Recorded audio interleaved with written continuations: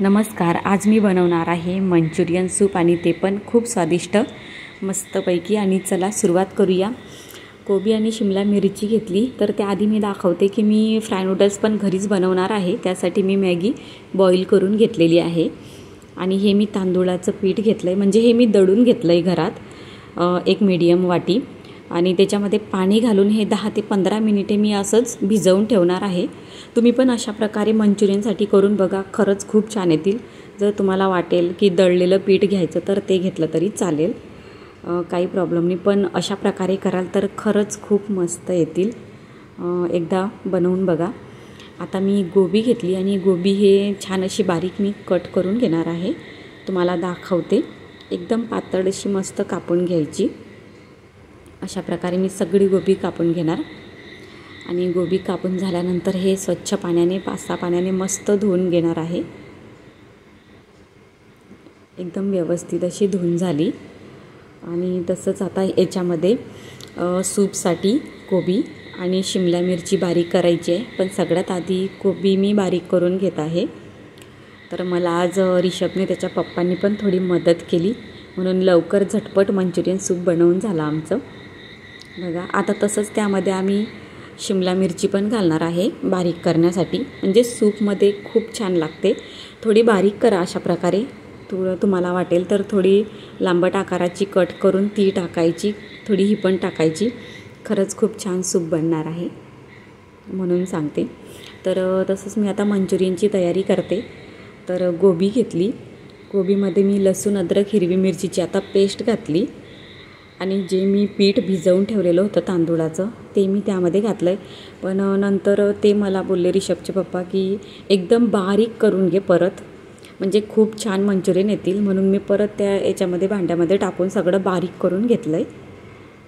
आणि नंतर सगळं मी मिक्स करून घेतलं आहे त्यामध्ये.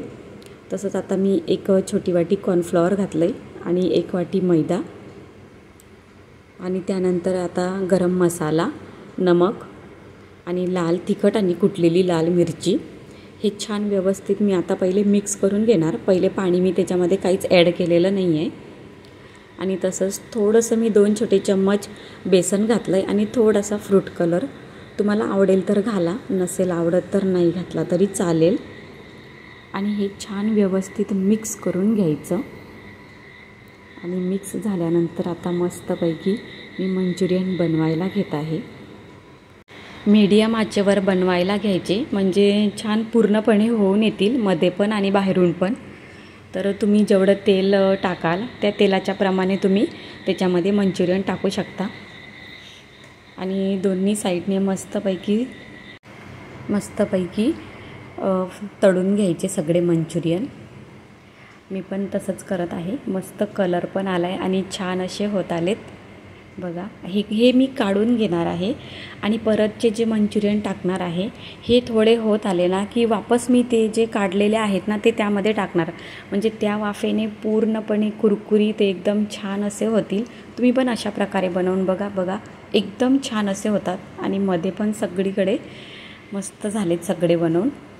तर तसंच मी आता त्याच तेलामध्ये ही मॅगी पण फ्राय करून घेणार आहे, म्हणजे आपले फ्राय नूडल्स पण रेडी होतील. आणि आता सूपची तयारी करायला घेतली. थोडंसं तेल घातलं आहे, त्यामध्ये लसूण, अद्रक, हिरवी मिरची पेस्ट घातली आणि मस्तपैकी परतून घ्यायची. आणि हे झाल्यानंतर मी कोथिंबीरचे देठ जे आहेत ते त्यामध्ये घातले आणि कापलेली शिमला मिरची आणि कांदा घातला आहे. तसंच मी बारीक केलेली शिमला मिरची किंवा कोबी पण होती ती पण मी आता त्याच्यामध्ये टाकली.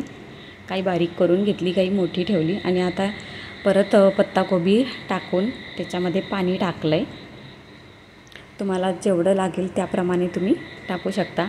आता ही green chilli sauce, red chilli sauce घेतलं आहे. आणि तसंच थोडं सोया सॉस आणि टोमॅटो केचप हे पण मी आता त्याच्यामध्ये टाकणार आहे. आणि हे टाकल्यानंतर थोडंसं व्हिनेगर आणि थोडी शेजवान चटणी मी त्यामध्ये टाकली. आता नमक टाकायचं आणि मस्त उकळी येऊ द्यायची. आणि उकळी आल्यानंतर छोटे 2 किंवा 3 चम्मच कॉर्नफ्लॉवर घ्यायचं, ते आधीच भिजवून ठेवायचं आणि नंतर त्यामध्ये टाकायचं. नाहीतर मग डायरेक्ट टाकलं तर अशा गुठल्या पण होऊ शकतात. आता मी कॉर्नफ्लॉवर टाकल्यावर 10 ते 12 मिनिटे मस्तपैकी सूप रेडी करून घेतलं आहे. आणि आता चला गरमागरम खायला घ्यायचं. मंचुरियन सूप खूप भारी लागतात. आणि फ्राय नूडल्स वगैरे सगळं तळून पण रेडी झालेलं आहे. खूप मस्त लागते. ज्यांचा घसा वगैरे काही दुखत असेल किंवा सर्दीसारखं वाटत असेल तर हे मंचुरियन सूप बनवायचं व्हेज. खूप मस्त लागतं. आणि चला आता गरमागरम खायला घेऊया. थोडीशी त्याच्यावर मी आता पत्ताकोबी घालणार आहे आणि मस्त गरमागरम खाणार आहे. बघा छान असं झालं आहे. तुम्ही पण घरी नक्की बनवा, तुम्हाला खरंच खूप आवडेल. आणि मस्त मंचुरियन पण अशाच प्रकारे बनवूया. पुन्हा भेटूया. बाय.